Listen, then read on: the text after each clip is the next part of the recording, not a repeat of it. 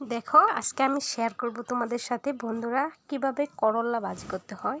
আলু আর করল্লা ভাজি করতে হয় একসাথে মাটির চুলায় রান্না করতে কিন্তু সুস্বাদু। প্রথমে আমি কড়াইটা চুলার উপর বসাইয়া দিলাম, তারপরে এটা মাঝেতে দিলাম অল্প পরিমাণে তেল দিয়ে তারপরে এটার মধ্যে দিয়ে দিব কিছু পেঁয়াজ বাদামি কালার হয়ে যাবে। পেঁয়াজ কুচিগুলা যদি আলু আর করল্লা একসাথে ভাজা হয় সেক্ষেত্রে কি আলুগুলো আগে দিতে হবে, তারপর করল্লা দিতে হবে। সেই জন্য আমার পেস্টটা যখন হালকা হালকা বাদামি কালার হয়ে আসবে তখন আমি এর মাঝে দিয়ে দিব আলুগুলা আলুগুলা দেব।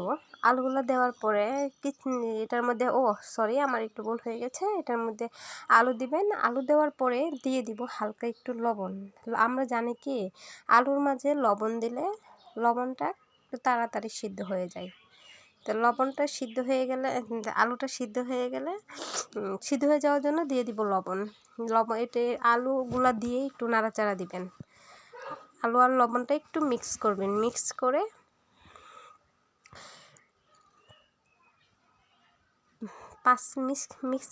5 মিনিটের জন্য ঢেকে দিবেন।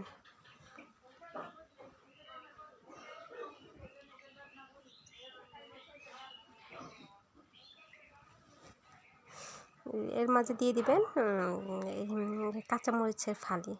তারপরে আপনি যদি আবার এখানে হালকা কাঁচা পেঁয়াজ দিয়ে দিতে চান সেক্ষেত্রে কাঁচা পেঁয়াজ দিয়ে আবার ঢেকে দিবেন। ঢেকে দেওয়ার পরে 2 থেকে 3 মিনিট পরে যখন আলুগুলো হালকা সিদ্ধ হয়ে যাবে তখন দিয়ে দিবেন এর মাঝে হলুদ দিয়ে আবার অবনরত একটু নাড়াচাড়া করে দিবেন। নাড়াচাড়া করার পরে হলুদটা যখন আলুর সাথে মিক্স হয়ে আসবে তখন আপনি এটার মধ্যে দিয়ে দিবেন আপনার কাঁচা করল্লাগুলো দিয়ে দেওয়ার পরে এটা হলুদ আর আলুর সাথে ভালোভাবে আপনার সবগুলো করল্লা দিয়ে তারপর হলুদ আর আলুর সাথে সুন্দর করে আপনার নাড়াচাড়া দিয়ে মিক্স করে নিতে হবে।